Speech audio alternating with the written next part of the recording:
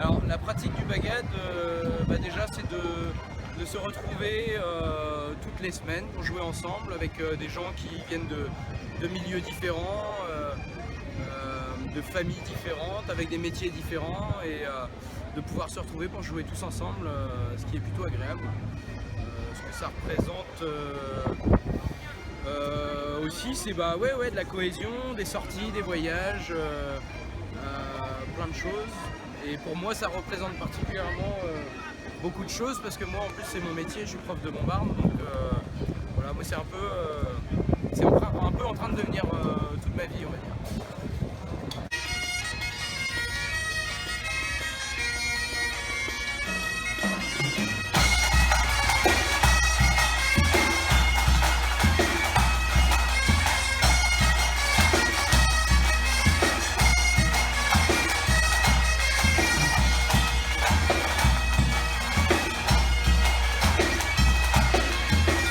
Et le bagad en lui-même, celui de Saint-Marc.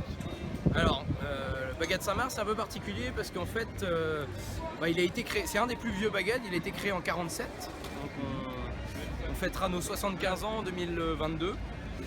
Et en fait, c'est un bagad qui a commencé par les concours et qui a gagné une dizaine de fois en première catégorie dans les années 60-70 et qui a choisi d'arrêter les concours de fin 70 jusqu'à 2008. Et en fait, on a choisi de reprendre les concours, ce qui a été compliqué parce qu'il y en a qui n'étaient pas d'accord. Donc il a fallu reconstruire tout ça, ça a pris du temps et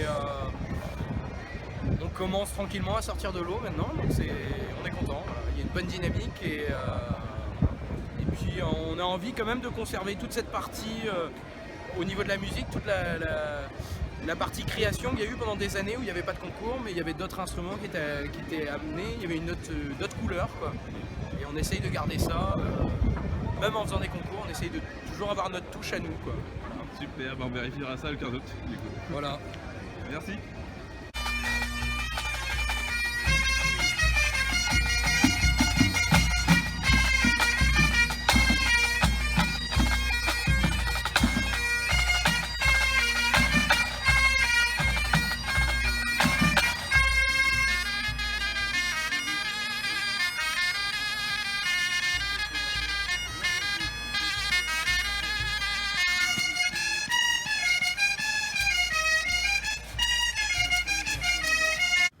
Le bagad d'abord, donc le bagad de Plot Moderne, Yossi Guédarminé.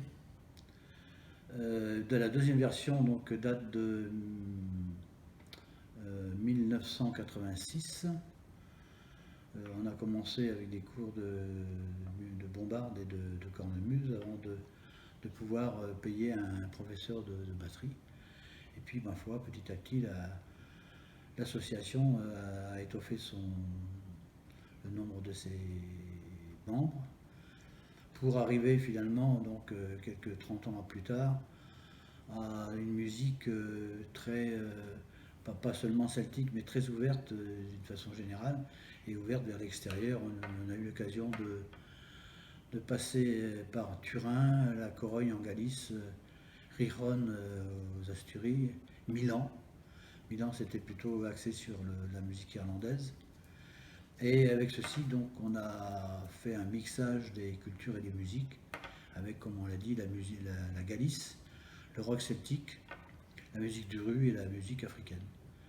Voilà, 33 ans de fonctionnement et ça continue gaillardement.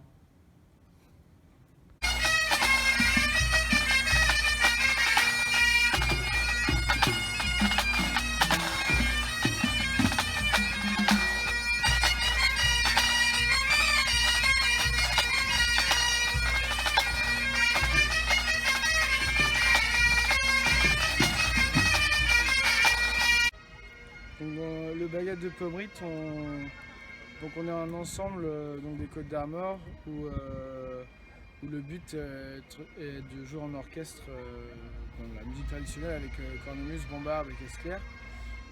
Et donc nous, dans ce qu'on fait, l'idée c'est de se rapprocher au mieux du chant traditionnel, que ça colle aussi à la danse pratiquée en Fresnoz.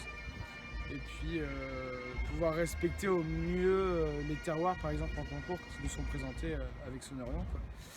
Et du coup, bon là pour l'Orient, il n'y avait pas de terroir spécialement imposé, donc on a plutôt travaillé sur une suite gallo-ventaise. Toujours avec cette idée de respecter bien un terroir pour chaque suite qu'on peut présenter, quoi. Et non pas. Bon, après on peut diversifier, il n'y a pas de règle. Donc nous on est assez attaché à ça, à chaque fois présenter un terroir en question et puis essayer de le développer. Donc et pour ça on fait appel parfois pour de la percussion par exemple à des gens issus d'autres milieux. Parce que là on a été quelques sonneurs du Bagad à avoir fait des études en musique, notamment en TMD à Brest, c'est un bac de musique en fait, où là on fait des rencontres d'autres gens issus d'autres milieux. Et du coup là donc moi j'ai eu cette expérience là en proposant à d'autres gens qui étaient aussi en TMD avec moi à une époque de venir jouer avec nous. Là il y en a d'autres, ça a continué, du coup il y a eu d'autres plus jeunes, maintenant il y a 10 ans qui sont passés, donc il y a d'autres plus jeunes qui sont venus. Donc là notamment il y a un chanteur de jazz, un guitariste aussi, et du coup qui se sont mis plutôt à la percussion pour un peu étoffer aussi le groupe, et que ça, on va dire qu'il y a une grosse assise de percussion pour que derrière le Bagad puisse jouer le plus sereinement possible, quoi.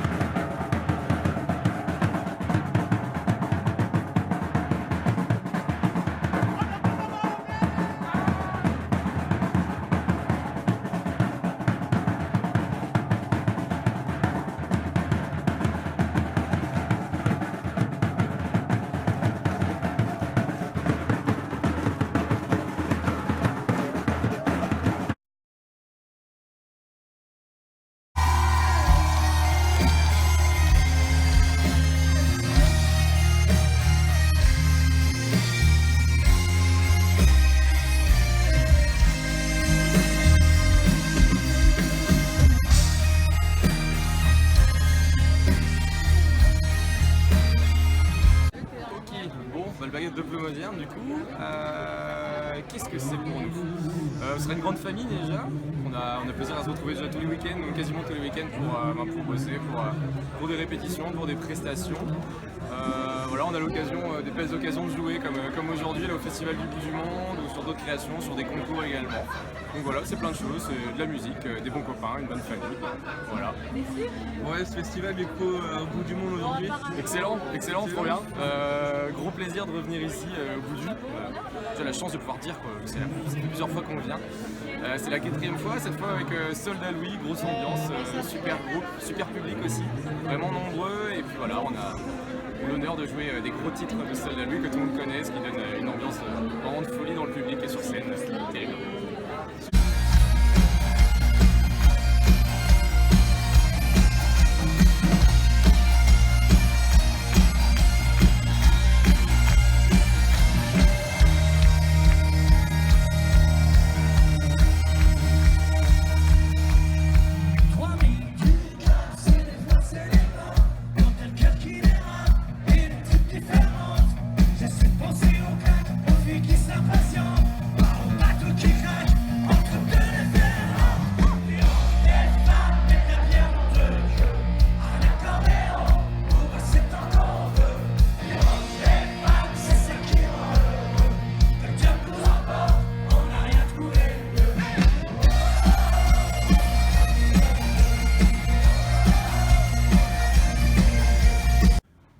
Alors parlons de festival. Le premier festival s'est déroulé sur le Yet, au point culminant du Ménéum en 1959. Une bonne bande de copains issus des associations de peu modernes se sont lancés dans l'aventure. Bon, l'aventure, d'accord, mais dès la première année, ça a été difficile parce qu'ils ont été dépassés par le succès. Et du coup, ils ont pris une année sabbatique en 1960 pour présenter la 2e édition en 1961. Alors, le 15 sera la seule journée du festival durant un certain nombre d'années, avant la création du Fesnos, donc, qui a eu lieu le 14, puis le concert le 13. Pour des raisons de classement de site et de sécurité, la fête doit descendre dans le village en 1999. Ça fait 20 ans déjà. Point important, le comité organisateur est constitué de bénévoles, ça il faut le souligner impérativement, de bénévoles dont le seul objectif est de réussir la fête hors de tout profit personnel et avec bien sûr, fort heureusement, l'appui indéfectible de toute la population de Ploemodiern.